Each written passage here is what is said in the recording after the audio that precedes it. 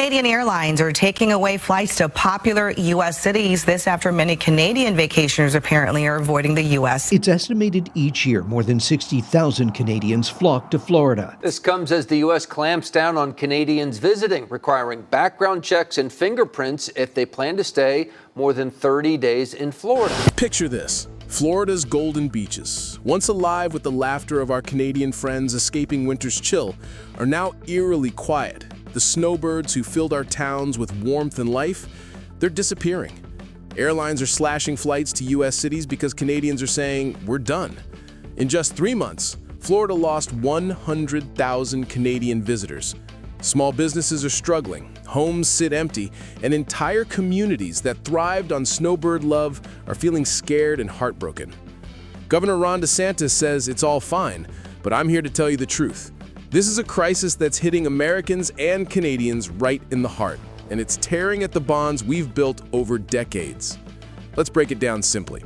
Last year, 739,000 Canadians flocked to Florida from April to June. This year, only 640,000. That's a massive drop. Fort Lauderdale's airport saw 13.5% fewer Canadian arrivals, costing the city $90 million in lost business.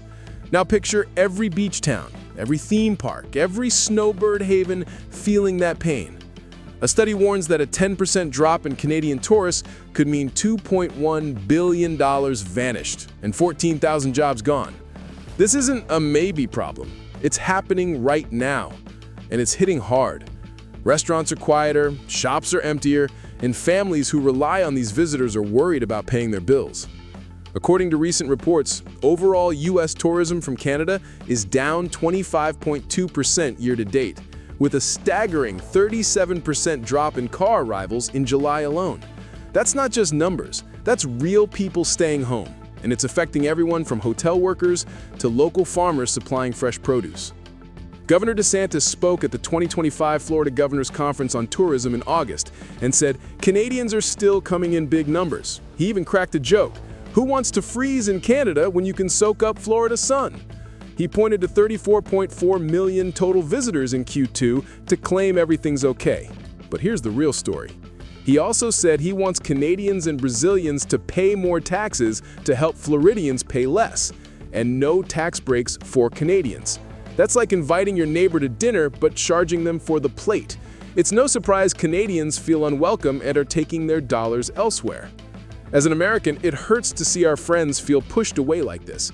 And get this, overseas travelers made up 6.7% of visitors this quarter, while Canadians dropped to just 1.9%.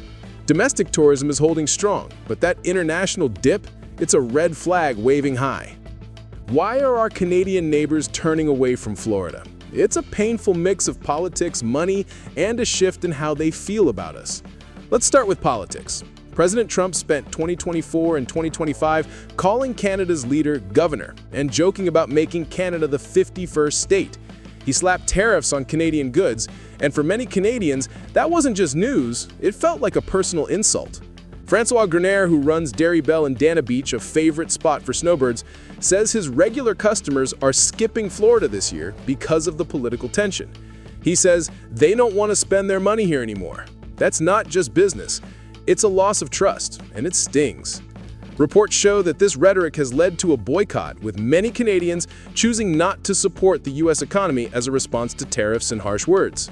One survey even found that political tensions and border anxiety are top reasons for avoiding U.S. travel this summer. Then there's the money side. Florida's been hit hard by hurricanes, and insurance costs are through the roof. Canadians who own homes here are now paying thousands or even tens of thousands more a year for insurance. Some can't even get coverage anymore. The Canadian dollar is weak, so everything from groceries to gas costs way more. A vacation that felt affordable a few years ago now feels like a luxury they can't justify.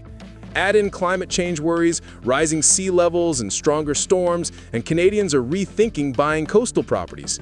Many are saying Florida is just too expensive now. It's tough to hear, especially when you know how much these folks love our state. And let's not forget the broader economic pressures. With tariffs hiking prices on Canadian goods, it's a double whammy that's making cross-border trips less appealing. The emotional toll is real. One Canadian woman, a regular at Richard's Motel in Hollywood, Florida for 25 years, canceled her trip this year. Through a translator, she said, with tears in her eyes, "I used to feel free here. Now I'm scared." That hit me hard. It's not just about dollars, it's about losing that sense of belonging, that joy of being welcomed. As an American, I'm heartbroken that our Canadian friends feel this way. They're not just tourists, they're part of our communities, our stories, our lives. Think about the history here. Canadian snowbirds have been flocking to Florida since the 1950s, turning sleepy towns into vibrant winter hubs. They've invested billions over the decades, buying homes, supporting local events, and even volunteering in our schools and charities. Losing that legacy? It's like erasing a chapter from our shared history book. The housing market's taken a beating too. Redfin reports Canadian interest in Florida homes is down 25%. In Tampa Bay, a realtor told me she hasn't had a single Canadian buyer in 2025. Not one. Second home mortgages in the Tampa, St. Petersburg, and Clearwater area dropped 25% year over year. In Naples, Karen O'Brien, who's helped Canadians buy properties for nearly 20 years, says her clients are selling and moving on. With the politics, high costs, and insurance mess, they're choosing differently, she said. A Moody's Analytics expert put it bluntly, South Florida's economy depends on Canadian snowbirds. They pay property taxes, rent homes, and keep businesses alive. When they leave, it's like losing a piece of our heart. And the data backs it up. A 20.2% decrease in Canadian visitors to Florida alone is causing ripples, with some areas seeing up to 80% drops in certain metrics, though official stats peg it lower. This isn't just a Florida problem, it's hitting the whole US. Statistics Canada reported in August 2025 that Canadian trips back from the US by car dropped a shocking 36.9% in July. Air travel fell 25.8%. Last year, 20.2 million Canadians visited the US, spending $20 billion and supporting 140,000 American jobs. Now those numbers are crashing. A Fort Lauderdale tourism official confirmed a 20% drop in Canadian visitors since the political drama started. One politician, Jared Moskowitz, claimed an 80% drop in his area, though fact-checkers say it's closer to 10 to 20%. Even at the low end, that's billions in losses, leaving towns quieter and businesses desperate. States like New York, Washington, Maine, New Hampshire, Nevada, and even Montana are feeling the pinch, with Canadian arrivals plummeting and local economies suffering. It's a nationwide wake-up call. Florida's businesses are fighting to survive. The Atlantic Hotel and Spa in Fort Lauderdale saw such a drop in Canadian guests that they sent staff to Brazil to find new visitors. Visit Florida CEO says Brazilian tourism is up, which helps, but here's the truth. Brazilians don't stay for months, buy condos, or join communities like snowbirds do. They're great, but they can't fill that gap. Fort Lauderdale's airport is down 21.5% in international passengers, and Richard Clavette at Richard's Motel says he's barely getting one good booking a day. He's seeing a slight uptick, but the trend is scary. These businesses aren't just losing money, they're losing the people they've known for years. Other spots are trying creative campaigns. Some U.S. tourism agencies are even heading to Canada to woo travelers back, offering deals and apologies for the rhetoric. But will it work? This hits deeper than economics. Canadians aren't just customers, they're our friends. Small business owners know their names, their favorite coffee orders, their grandkids' birthdays. They've shared laughs, celebrated milestones, and built memories together. It feels like losing family. Property taxes from Canadian-owned homes fund our schools, police, and fire departments. Stores stock up for snowbird season. Healthcare providers expanded for them. Even churches, volunteer groups, and local clubs miss their energy. It's not just a financial hit, it's a community wound, and it hurts both Americans and Canadians. Imagine the empty seats at holiday events, the quiet winters without those familiar faces. It's a loss that echoes through generations. Where are our Canadian friends going? They're not just staying home. Mexico is stealing the show with warm beaches, lower costs, and open arms. All-inclusive resorts make budgeting easy and feel like a warm hug. The Caribbean offers stunning beaches without the political baggage. Portugal and Spain are drawing Canadians with their culture and mild winters. Many who sold their Florida homes say This isn't temporary, we're done. That's painful to hear, but I understand. They want to feel valued. And get this, Canadian domestic travel is booming, with spending projected to hit nearly $104 billion this year, up 8% from last. They're exploring their own beautiful backyard, from the Rockies to the Maritimes, and loving it. Let's talk about the bigger picture. The 2025-2026 winter season is a make-or-break moment.